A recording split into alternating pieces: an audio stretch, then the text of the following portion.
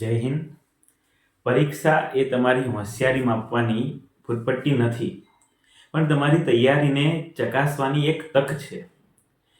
જો પાયો મજબૂત હશે ને તો ઇમારત આપોઆપ સુંદર બનશે. આ વિડીયો માત્ર જોવા પૂરતો નથી. સ્માર્ટ વર્ક સાથે ગુણ ચોક્કસપણે વધારી શકાય છે, એના માટે છે. હા, પાસ થવા માટે મહેનત જરૂરી છે, સફળ થવા માટે મહેનત જરૂરી છે, પણ એવું કહીએ છે ને કે સાથે સાથે સોનામાં સુગંધ ભરવાવાળી વાત છે કે જો તમને બ્લુપ્રિન્ટની ખબર હશે ને તો એ ચોક્કસ તમે ટકાવારીમાં કે ગુણમાં વધારો કરી શકો છો. એના માટેનો એક પ્રયત્ન છે. ધોરણ 9 હોય કે ધોરણ 11 હોય, બોર્ડના વિદ્યાર્થીઓની વાત નથી કરતા આપણે. ધોરણ 9 અને 11 માટે, પછી આર્ટ્સ, કોમર્સ, સાયન્સ હોય કે ધોરણ 9 હોય, એ દરેકની અંદર આખા વર્ષ દરમિયાન 3 પરીક્ષાઓ આવે છે. પ્રથમ પરીક્ષા જે હતી એ પૂરી થઈ ગઈ. દ્વિતીય પરીક્ષા એ પણ હમણાં જ પૂરી થઈ ગઈ. દરેક વિદ્યાર્થી મિત્રોને માર્ક્સ મળી ગયા છે. હજુ 2 પરીક્ષાઓ બાકી રહી. એક છે આંતરિક મૂલ્યાંકન. આંતરિક મૂલ્યાંકનની કામગીરી ચાલુ છે. કદાચ એ 3જા મહિનામાં આંતરિક મૂલ્યાંકન થઈ જાય. અને પછી 4થા મહિનામાં, એપ્રિલ મહિનામાં વાર્ષિક પરીક્ષા આવશે. કહેવાનો મતલબ એવો છે કે વિદ્યાર્થી મિત્રોએ 2 પરીક્ષા આપી દીધી છે. પ્રથમ પરીક્ષા 50 ગુણની, દ્વિતીય પરીક્ષા 50 ગુણની. હજુ આંતરિક મૂલ્યાંકન 20 ગુણનું બાકી રહ્યું. વાર્ષિક પરીક્ષા 80 ગુણની હજુ બાકી રહી. આમ જોવા જઈએ તો 50-50 100 ગુણની આ પરીક્ષા થઈ ગઈ. 80-20 ગણી આંતરિક મૂલ્યાંકન વાર્ષિક પરીક્ષા, તો એ પણ 100 ગુણની જ પરીક્ષા થઈ. એટલે સરવાળો કરીએ તો બધી 4 પરીક્ષાઓનું ટોટલ જો વિદ્યાર્થી મિત્રોનું નીકળે તો 200 ગુણમાંથી નીકળે. તો એક વિદ્યાર્થી તરીકે આપણે કઈ સ્ટ્રેટેજી અપનાવવી જોઈએ, વાલી મિત્રોએ એમાં શું સાથ સહકાર આપવો જોઈએ, એના માટે આ વિડીયો છે. જો કોઈ વિષયની અંદર, દાખલા તરીકે ગણિત વિષય આપણે લઈએ તો ગણિત વિષયની અંદર ગણિત તો રોકડિયા માર્ક્સ, એમાં અક્ષરોના માર્ક્સ ના કપાય. 50 માંથી કોઈ વિદ્યાર્થીએ સારી એવી મહેનત કરી અને એના માર્ક્સ 45 આવી ગયા. બીજી પરીક્ષામાં, પહેલી પરીક્ષામાં જેટલા કોર્સમાં હોય ને વિષય એ બધા જ અને બીજા એડ થાય પાછા, અને વિદ્યાર્થીએ સારી એવી મહેનત કરી, એમાં પણ 45 જેવા ગુણ લાવી દીધા. આંતરિક મૂલ્યાંકનમાં હોશિયાર વિદ્યાર્થી છે, સારા ગુણ છે, એકમ કસોટીમાં પણ સારા માર્ક્સ આવ્યા છે, તો કદાચ એને 20 માંથી 20 મળી ગયા. અને આ 80 ગુણની એક્ઝામ છે, એને મહેનત કરી 70 જેવા માર્ક્સ આવી ગયા. આમ જોવા જઈએ તો દરેક વિદ્યાર્થી મિત્રો પાસે આ 2 પરીક્ષા સુધીના માર્ક્સ આવી ગયા છે. પાસ થવા માટે 200 માંથી ઓછામાં ઓછા 66 ગુણ જરૂરી છે. 66 ગુણ જોઈએ 200 માંથી. તો આને તો 45 90 ગુણ તો અહીંયા પહેલી બીજી પરીક્ષામાં જ આવી ગયા છે. હવે આ બધા ગુણ તો એને ટકામાં વધારો કરી આપશે. આનું ટોટલ જુઓ તો કેટલું થાય છે? 4 ને 4 8 9 10 11 8 18 180 થાય છે. 200 માંથી 180 ગુણ છે, તો પરીક્ષામાં શું થશે?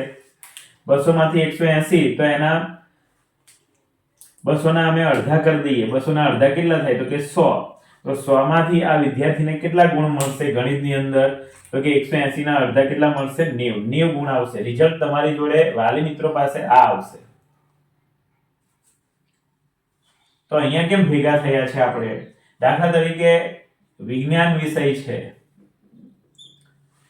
જો વિદ્યાર્થી મિત્રો મહેનત કરે છે પહેલી બીજી પરીક્ષામાં, તો માર્ક્સ સારા એવા આવે જ છે. પણ અમુક વિદ્યાર્થીઓ એવા હોય કે કોઈ વિષયમાં નબળા હોય. આમ તો ગણિત આવડતું, વિજ્ઞાન આવડતું જ હોય, હોશિયાર થોડા ઘણા જ પાછળ. પણ ખાલી ઉદાહરણ આપું છું કે આના 10 માર્ક આવ્યા પહેલી પરીક્ષામાં, બીજી પરીક્ષામાં પહેલી પરીક્ષાના ચેપ્ટરો એડ થઈ જાય પાછા, વધારે પ્રકરણ હોય. એમાં તે પાછું કેવું હોય, પહેલી પરીક્ષામાં વિજ્ઞાનમાં 6 ચેપ્ટર હોય છે. 6 અલગ અલગ હોય પણ 6 ચેપ્ટર હોય. બીજી પરીક્ષામાં માત્ર 4 ચેપ્ટર ઉમેરાય, બીજા 4 ચેપ્ટર ઉમેરાય. ટોટલ પ્રકરણ કેટલા થયા? 10 થયા.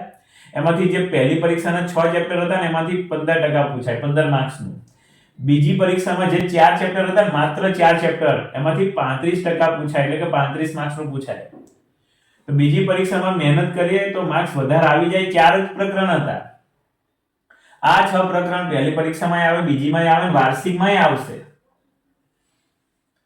ચલો, એટલે બીજી પરીક્ષામાં 4 જ પ્રકરણ હતા, એને મહેનત કરી અને સારા એવા માર્ક્સ લાવ્યો અને પાસ થઈ ગયો. 17 ગુણે પાસ હોય, બરાબર, પાસ થઈ ગયો.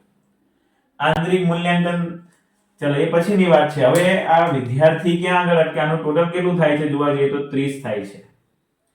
પાસ થવા માટે ઓછામાં ઓછા 66 જરૂરી છે, 66 ગુણ. એ ઓરલમાં લાગે છે કે આના 20 માંથી 20 મળશે એવું. તોય તે ચલો શિક્ષકે એના 10 ગુણ મૂક્યા, કંઈક પ્રયોગ પોથી જમા કરાયું હોય, કંઈક નોટબુક સારી એવી લખી હોય, તેના 10 ગુણ આયા. તો પણ કેટલા થયા? 10 ગુણ મૂકે છે આંતરિક ગુણમાં, તો પણ એના 40 ગુણ થાય છે. હજુ અહીંયા આગળ 80 ગુણમાં એને મહેનત કરવી પડશે અને એની અંદર ઓછામાં ઓછા એના 26 માર્ક આવવા જ જોઈએ. તો જ આ બધાનો સરવાળો 10 20 10 અને આ 26, 80 માંથી 26 આવે તો આ બધાનો સરવાળો 66 થશે, તો એ પાસ થશે. આવું દરેક વિષયમાં તમારે કરવું પડશે. જો દરેક વિષયમાં 66 થી ઉપર જતા રહે તો એ વિદ્યાર્થી ધોરણ 9 માંથી 10 માં જશે, અને જો 11 માનો વિદ્યાર્થી હશે તો ધોરણ 11 માંથી 12 માં જશે. ઘણાને એ પણ ખબર છે કે ભાઈ કદાચ માર્ક્સ ખૂટતા હોય તો કૃપા ગુણ અને સિદ્ધિ ગુણ મળતા હોય છે, પછીની વાત છે. અને એમ પણ કૃપા ગુણ છે ને દરેક વિષયમાં થઈને બધું ટોટલ 10 ગુણ ઉમેરાય છે. અહીંયા લાગે છે કે અહીંયા આ પહેલી પરીક્ષામાં 10 આયા, 6 ચેપ્ટર હતા, બીજી પરીક્ષામાં 4 ચેપ્ટર હતા, અહીંયા તો ફૂલ કોર્સ 12 ચેપ્ટર હશે, કોર્સમાં 12. 26 ગુણ આવી જાય તો સારામાં સારું, પણ ના આયા તો અહીંયા પ્રશ્ન આવશે. દાખલા તરીકે કોઈ કારણસર, ચલો આપણે અહીંયા કોઈ વિષય લઈ લઈએ, કોઈ અન્ય કોઈ XYZ વિષય આપણે લઈએ છે. એની અંદર વિદ્યાર્થીએ અહીંયા 10 ગુણ, 20 ગુણ, અહીંયા 10 ગુણ અને અહીંયા 20 ગુણ આયા, બરાબર. સરવાળો કરશો કેટલો થશે? 60 થશે. 6 ગુણ ખૂટ્યા. એ 6 ગુણ જો આચાર્ય આપે તો એ વત્તા 6 ગુણ કૃપા ગુણમાં મળી ગયા.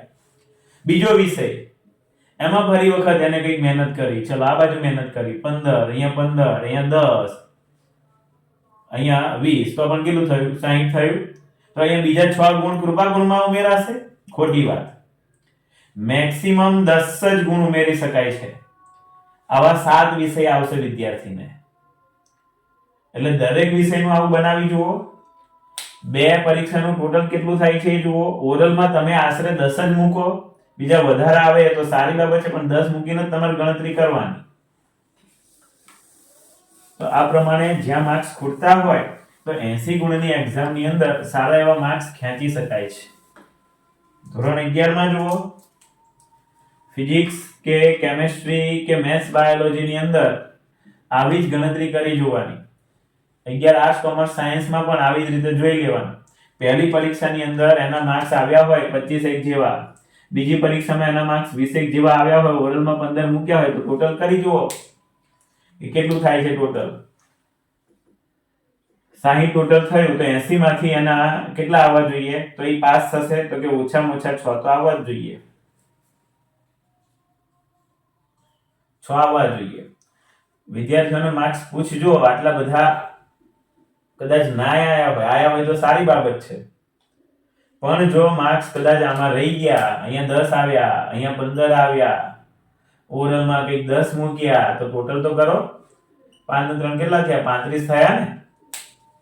તો પછી અહીંયા આગળ 66 ગુણ આપણે ટોટલ તો અહીંયા 66 નું જોઈએ 200 માંથી. 66 થવા માટે કેટલા ખૂટે છે જુઓ તમે? 31 માર્ક ખૂટે છે. હવે ત્રણેય પરીક્ષાનું ટોટલ 35 થતું હોય તો 80 માંથી 31 આવશે. જો લાવી દે તો એ પાસ થઈ જશે. સરસ, very good, well and good. તમારી મહેનત સાર્થક ગઈ. પણ આ 31 થી ઓછા આવે તો તકલીફ થશે. એટલે આના આધારે હું કહી રહ્યો છું. એમ આપના બાળકોના પહેલી બીજી પરીક્ષાના માર્ક્સ જોઈ લ્યો. અને એવું નથી કે બધું અઘરું હોય છે. તમારી જાણકારી માટે કહી દઉં, આ પહેલી પરીક્ષામાં તો 1 થી 5 જ પ્રકરણ હતા. બીજી પરીક્ષામાં 6, 7, 8 3 જ પ્રકરણ હતા. આ 3 પ્રકરણમાંથી 35 ગુણનું આવે. અહીંયા આ 1 થી 5 માંથી પહેલા 50 ગુણનું આવી ગયું. બીજી પરીક્ષામાં 3 પ્રકરણમાંથી 35 ગુણનું અને 1 થી 5 જે હતા ને એમાંથી 15 ગુણનું. આ 3 જ પ્રકરણ હતા. છતાંય માર્ક્સ નથી આવ્યા તો વિચારવા જેવી બાબત છે. અને હવે જે રિઝલ્ટ આવ્યું છે આમાં ચેન્જ કરી શકવાના નથી તમે. ઓરલમાં તો આખા વર્ષ દરમિયાન વિદ્યાર્થીની વર્તણૂક, નોટબુક, એની પહેલી બીજી પરીક્ષાના માર્ક્સ, એકમ કસોટીના માર્ક્સ એ આધારે મુકાવશે. આમાં જે આવ્યું છે ફિક્સ રહેશે. તો પછી મહેનત અહીંયા કરી શકાય એમ છે હજુ. તો 2 મહિના છે, બીજો અને ત્રીજો મહિનો, તો ખાસ મહેનત કરીને અહીંયા માર્ક્સ વધારી લાવવા. તો આટલું ધ્યાન રાખજો, થોડીક તૈયારી કરજો તો કંઈક માર્ક્સ આવે.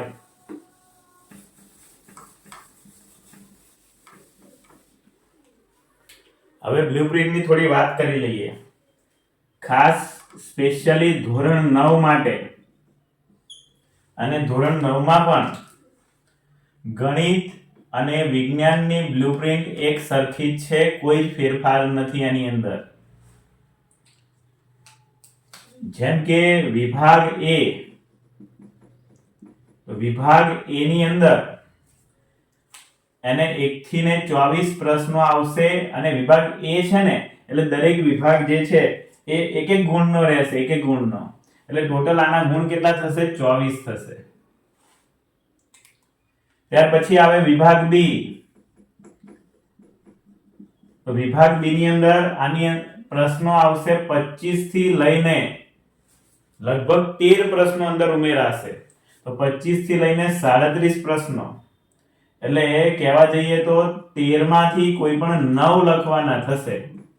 13 માંથી કોઈ પણ 9, એવું નહીં ફિક્સ આ જ 9, જે આવડતા હોય એ 9 લખવાના. આ વિભાગ બી છે ને 2 માર્ક્સ નો છે, તો 9 દુને 18 ગુણનો થયો. ચલો વિભાગ સી. વિભાગ સી ની અંદર પ્રશ્ન ક્રમાંક આવે છે 38 થી 46. 38 થી 46 ની અંદર ટોટલ 9 પ્રશ્નો આવે. 9 માંથી 6 લખવાના. વિભાગ સી છે એટલે 3 ગુણનો હોય, તો 6 તરીને 18 ગુણનો પ્રશ્ન આવશે. આ વિભાગ આવશે આખો. અને અંતિમ વિભાગ છે ડી. એની અંદર પ્રશ્ન ક્રમાંક છે 47 થી લઈને લગભગ 54 સુધી આવશે. 47 થી 54. એટલે કહેવા જઈએ તો એ વિભાગ 1, આ 2, આ 3, તો આ 4 માર્ક્સ નો આવશે. 47 થી 54. 8 માંથી કોઈ પણ 5 લખવાના આવશે, કોઈ પણ 5. આનું ટોટલ કેટલું થાય? તો 5 ચોક ને 20 ગુણ. આનું ટોટલ કરી દઈએ 18 36 24 60 ને 20 80 ગુણ.